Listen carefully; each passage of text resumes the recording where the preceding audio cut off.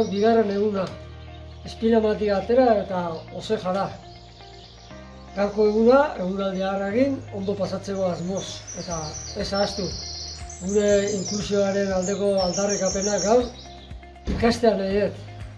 Ikasteko adaptazio egoki bat behar duten pertsonantzako. Bai irakasle, PTT, hezitzaile, guztien artean edukazio on bat eman diezaieten jende honi eta etorkizuna euren kabuz bizitzeko izan dezaten. Gora zuek eta denok gara hori.